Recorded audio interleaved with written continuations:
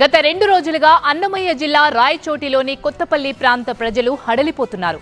వారి మధ్య అనేక ఏళ్లుగా తిరిగిన ఇద్దరు వ్యక్తులు కరుడుగట్టిన ఉగ్రవాదులు అని తెలిసి భయభ్రాంతులకు గురవుతున్నారు.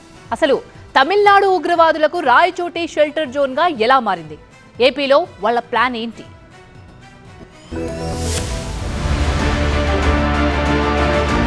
ఇదంతా ఏదో మాల్లో సీజ్ చేసిన సరుకు కాదు. రాయచోటిలో పట్టుబడ్డ ఉగ్రవాదుల ఇళ్లలో స్వాధీనం చేసుకున్న పేలుడు పదార్థాలు. వీటితో 50 నుంచి 60 పేలుళ్లు జరపచ్చన్న పోలీసుల కామెంట్స్ తో స్థానికుల్లో వణుకు పుడుతోంది. ఈ మధ్య కాలంలో జరిగింది, గత సంవత్సర కాలంలో జరిగింది రామేశ్వరం బాంబ్ బ్లాస్ట్ అని మనకు బెంగళూరులో జరిగింది.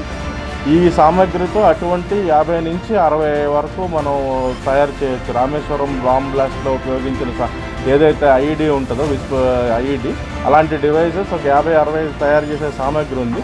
అది కాకుండా భారీ స్థాయిలో ఒక 8 నుంచి 12 వరకు అయితే కనుక 30 మీటర్ కిల్ రేడియస్ బాంబ్స్ తయారు చేయడానికి ఈ సామాగ్రి సరిపోతుంది. నిందితుల నుంచి భారీ స్థాయిలో పేలుడు పదార్థాలతో పాటు ఫ్యూయల్ ఆయిల్ కలిపిన అమోనియం నైట్రేట్, గన్ పౌడర్లు, ప్రధాన నగరాలు, రైల్వే నెట్వర్క్ల మ్యాపులు కూడా స్వాధీనం చేసుకున్నారు. అనంతరం ఆ పేలుడు పదార్థాలను డీఐజీ ప్రవీణ్ ఆధ్వర్యంలో నిర్వీర్యం చేశారు. ఇటీవల రాయచోటిలో తనిఖీలు చేసిన తమిళనాడు యాంటీ టెర్రరిజం స్క్వాడ్ పోలీసులు అబూబకర్ సిద్దికి, మహమ్మద్ మన్సూర్ అలీని అదుపులో తీసుకున్నారు.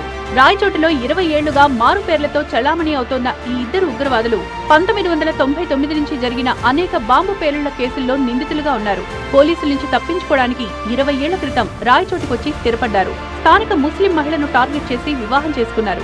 రాయచోటిలో స్థిరపడిన తర్వాత 2013లో బెంగళూరులోని మల్లేశ్వరంలో జరిగిన పేలుళ్లలో వీరి ప్రమేయం ఉందని పోలీసులు చెబుతున్నారు. వీరిద్దరూ ఉగ్రవాద సంస్థ అల్ హుమాకు అనుబంధంగా పనిచేస్తున్నారు. సిద్దిక్ భార్య సైరాబాను, మహమ్మద్ అలీ భార్య షమీంను అదుపులోకి తీసుకున్న పోలీసులు కోర్టులో ప్రవేశపెట్టారు. వారిద్దరికీ 14 రోజుల రిమాండ్ విధించింది రాయచోటి కోర్టు. ఇక్కడ స్థావరాలు ఏర్పరచుకున్న ఉగ్రవాదులపై వేర్వేరుగా 2 కేసులు నమోదు చేశారు రాయచోటి పోలీసులు. తమిళనాడు నుండి ఈ ఉగ్రవాదులు రాయచోటికి ఎలా వచ్చారు, ఎవరి సహకారంతో ఇక్కడ స్థిరపడ్డారు అనే దానిపై పోలీసులు విచారణ జరుపుతున్నారు.